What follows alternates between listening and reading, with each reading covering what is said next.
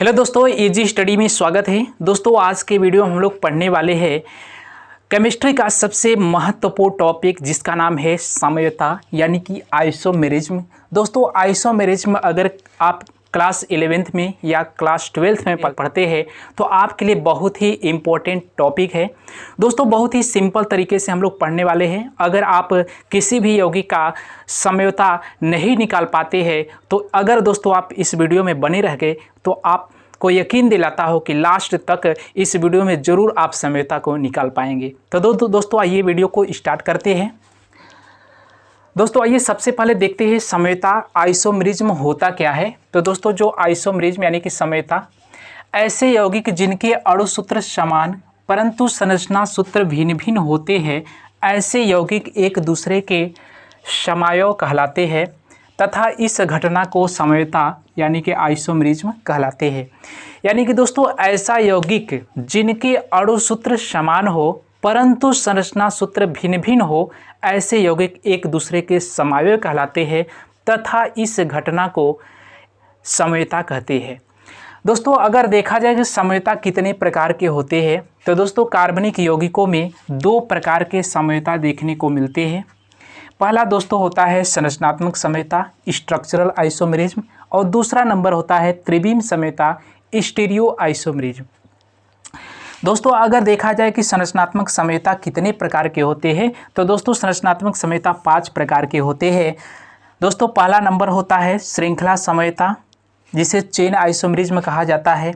और दोस्तों दूसरा नंबर होता है स्थान साम्यता पोजीशन आइसोमेरिज्म और तीसरा नंबर होता है क्रियात्मक साम्यता फंक्शनल आइसोमेरिज्म और चौथा नंबर मध्यावयता जिसे मेटामेरिज्म कहते हैं और पांचवा नंबर दोस्तों होता है चलायवयता जिसे टाटोमेरिज्म कहते हैं। और इसी तरह से अगर दोस्तों देखा जाए स्टीरियो आइसोमेरिज्म यानी कि त्रिविम साम्यता में भी दो प्रकार के होते हैं, ज्यामितीय साम्यता और ध्रुवण साम्यता। ज्यामितीय साम्यता को दोस्तों कहा जाता है ज्योमेट्रिकल आइसोमेरिज्म और ध्रुवण साम्यता को ऑप्टिकल आइसोमेरिज्म। तो दोस्तों आज के वीडियो में हम लोग कम से कम दो साम्यता को पढ़ने वाले हैं, श्रृंखला साम्यता और स्थान साम्यता। इसलिए दोस्तों लास्ट तक इस वीडियो में ज़रूर बने रहिएगा। तो दोस्तों आइए वीडियो को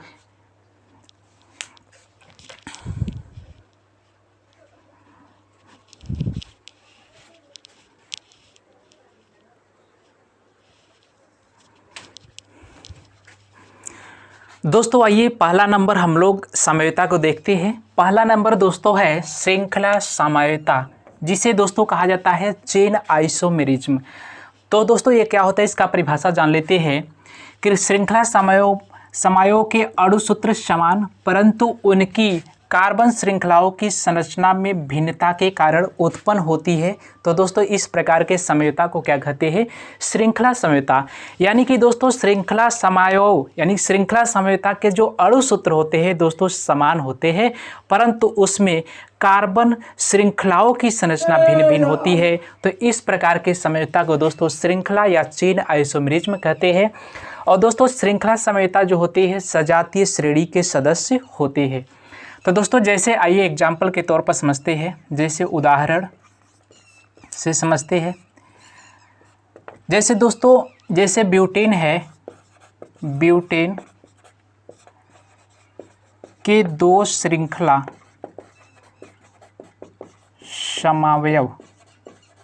समावयवी होते हैं। यानी कि दोस्तों जो ब्यूटेन यौगिक होता है इसका जो सूत्र होता है दोस्तों C4H10 होता है। ये जो यौगिक होता है दो प्रकार के श्रृंखला साम्यता को प्रदर्शित करता है। आइए दोस्तों कैसे बनाते हैं। सबसे पहले दोस्तों क्या करेंगे, इसमें कार्बन की संख्या कितना है, 4 है। 1 2 3 और 4 इस तरह से दोस्तों खींचेंगे और प्रत्येक कार्बन के बीच में दोस्तों सिंगल बॉन्ड करेंगे। अब दोस्तों अब इसको अलग तरीके से हमें बनाना है। यानी कि दोस्तों इस कार्बन को अगर इस बीच में जोड़ देते हैं तो अलग बन जाता है। जैसे दोस्तों इस टाइप से बन जाएगा। इसमें भी कार्बन की संख्या 4 है, इसमें भी कार्बन की संख्या 4 है। अब दोस्तों हमें हाइड्रोजन इसमें जोड़ना है। तो दोस्तों हम जानते हैं कि कार्बन का संयोजकता 4 होता है यानी कि बैलेंस कार्बन का 4 होता है। तो दोस्तों एक सिंगल बॉन्ड है इस कार्बन के पास तो 3 हाइड्रोजन देना पड़ेगा। यानी कि प्रत्येक कार्बन का दोस्तों 4 होना चाहिए। तो 3 हाइड्रोजन एक सिंगल बॉन्ड 4 हो जाएगा। अब दोस्तों इस कार्बन का देखेंगे तो एक सिंगल बॉन्ड यहाँ, एक सिंगल बॉन्ड यहाँ है, 2 बैलेंस पूरा है, तो कितने हाइड्रोजन जोड़ना पड़ेगा? 2 जोड़ना पड़ेगा। इसी तरह से दोस्तों इस कार्बन के लिए भी 2 पूरा है, तो 2 हाइड्रोजन जोड़ना पड़ेगा, 2 2 4, और इसके लिए दोस्तों 3 हाइड्रोजन।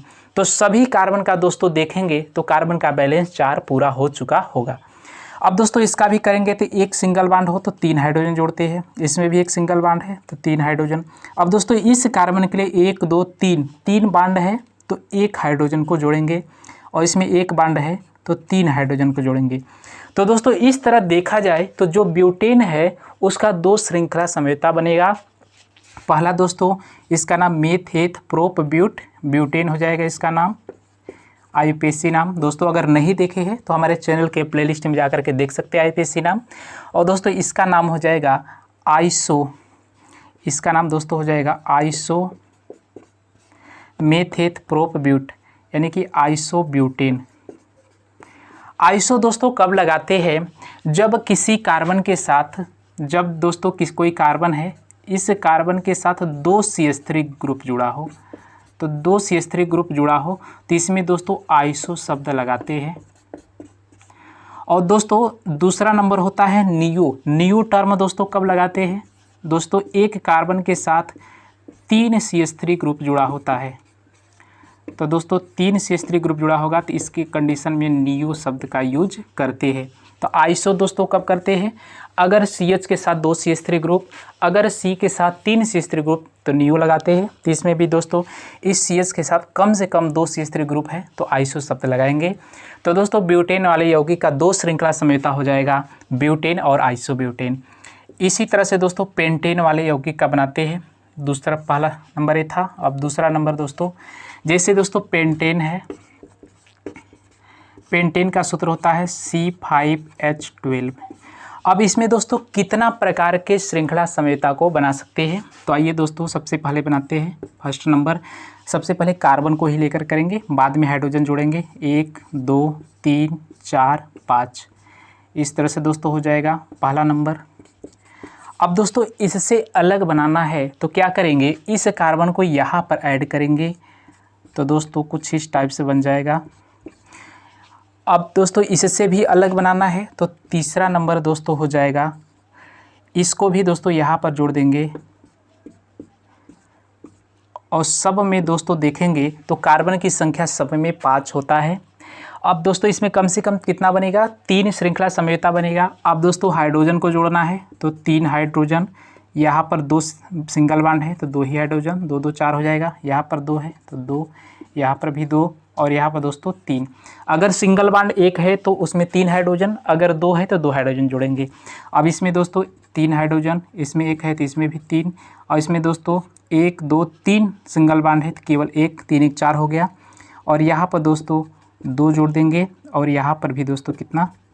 3 जोड़ देंगे। अब दोस्तों इस किनारे वाले सभी कार्बन के पास 1 1 सिंगल बॉन्ड है तो 3 हाइड्रोजन सबके पास जोड़ेंगे। अब दोस्तों बीच में जोड़ेंगे कि नहीं? इस कार्बन का बैलेंस 1 2 3 4 सिंगल बॉन्ड के द्वारा ही पूरा हो गया है, तो इसको दोस्तों क्या करेंगे? हाइड्रोजन नहीं जोड़ेंगे। अब दोस्तों इसमें देखा जाए तो सबका तो अणुसूत्र दोस्तों क्या है? सेम है। अणुसूत्र दोस्तों सभी सूत्र अणुसूत्र सेम है, लेकिन संरचना सूत्र दोस्तों भिन्न भिन्न है। तो इसी प्रकार के समझौता को दोस्तों क्या कहा जाता है? श्रृंखला समझौता। तो दोस्तों पहले वाले का नाम हो जाएगा पेंटेन, और दोस्तों दूसरे वाले का नाम आइसो लगा सकते हैं। CH के साथ 2 CH3 ग्रुप है तो यहाँ पर दोस्तों आइसो लगाएंगे तो इसका नाम आइसो हो जाएगा, आइसो पेंटेन हो जाएगा। अब दोस्तों इसमें C के साथ कम से कम 3 CH3 ग्रुप होना चाहिए तब नियो लगाते हैं, तो इसका नाम दोस्तों हो जाएगा नियो पेंटेन, नियो पेंटेन हो जाएगा। तो इस तरह दोस्तों पेंटेन वाले यौगिक का कम से कम कितना संरचनात्मक श्रृंखला समझौता बनेगा? 3 श्रृंखला समझौता बनेगा। अब दोस्तों आइए कुछ और एग्जाम्पल को करते हैं, जल्दी से स्क्रीनशॉट ले लीजिए।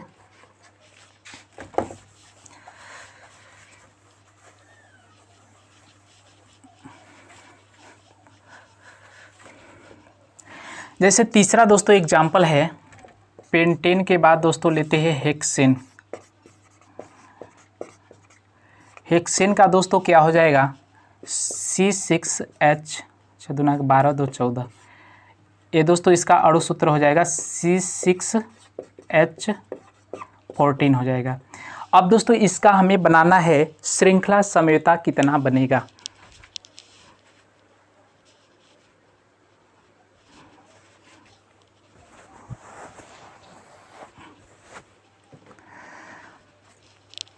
तो दोस्तों इसमें भी आइए बनाते हैं। कितने कार्बन है? 6 कार्बन है। तो दोस्तों सबसे पहले कार्बन खींचेंगे 1 2 3 4 5 और 6, सबको सिंगल बॉन्ड से कर लेते हैं तो एक हो जाएगा। फिर दोस्तों सेकेंड नंबर पर अब क्या करेंगे, इस कार्बन को दूसरे नंबर पर जोड़ेंगे 1 2 3 4, इस तरह से अलग हो जाएगा।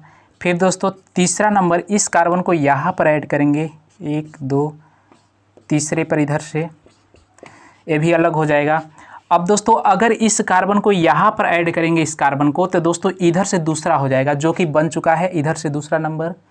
अब दोस्तों क्या करेंगे, इसको ले जाकर के इसके साथ जोड़ेंगे 1 2 3, यानी कि दोस्तों इसको ले जाकर इसके साथ ये कार्बन को हटाना पड़ेगा। अब इसी कार्बन को यहाँ पर जोड़ रहे हैं, कुछ अलग है। अब दोस्तों पाँचवा नंबर, अब क्या करेंगे, इस कार्बन को ले जाकर के इसके साथ जोड़ेंगे तो कुछ इस टाइप से बनेगा, कुछ अलग है।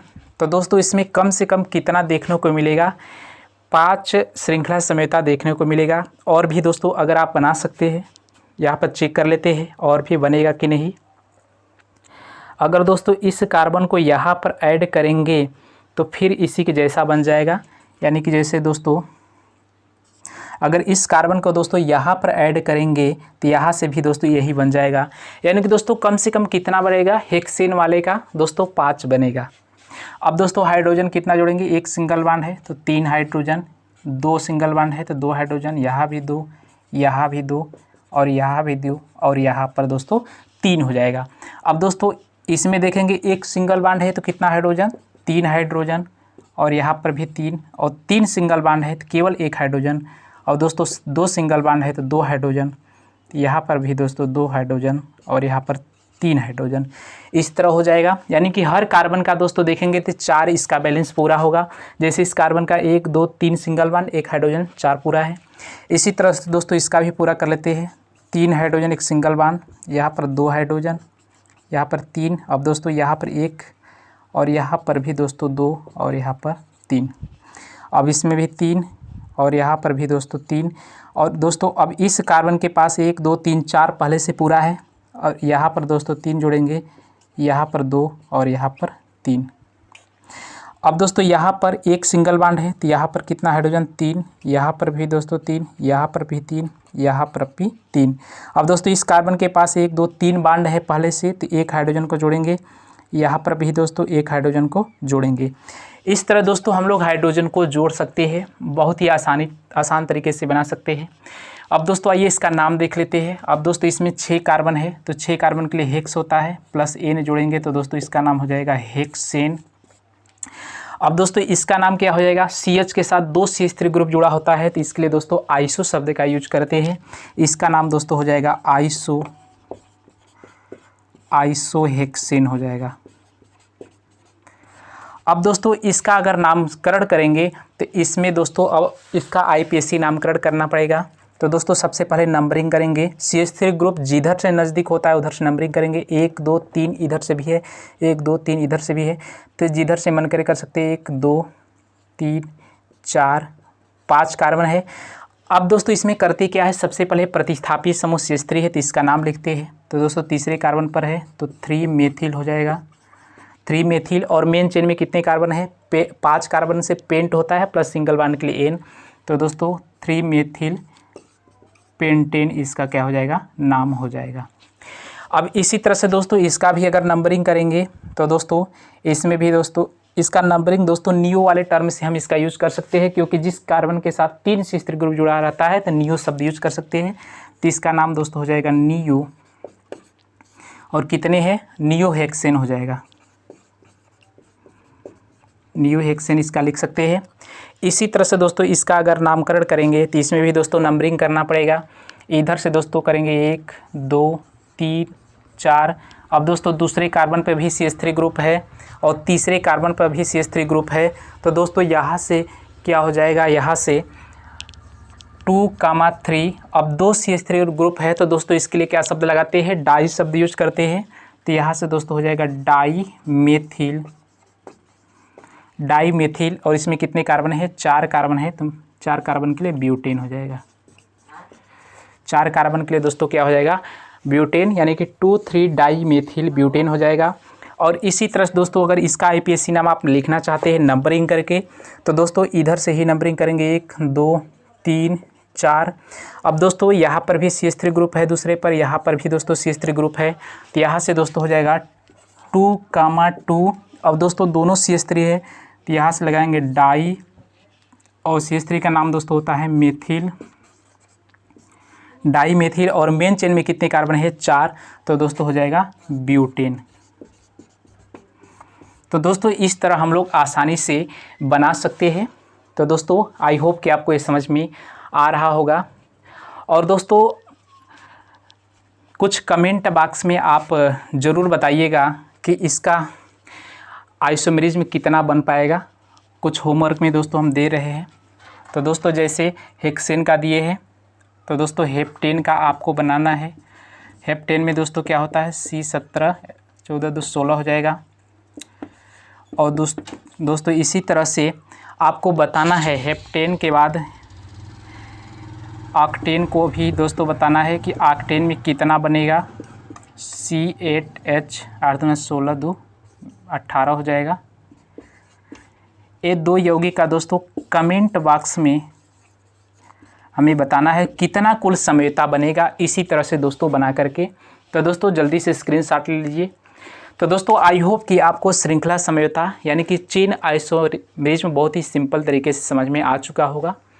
दोस्तों इसी तरह के वीडियो को पाने के लिए हमारे चैनल को लाइक सब्सक्राइब शेयर जरूर करें। दोस्तों नेक्स्ट समयोता का दोस्तों नेक्स्ट वीडियो में हम लोग स्टडी करेंगे। तब तक के लिए धन्यवाद।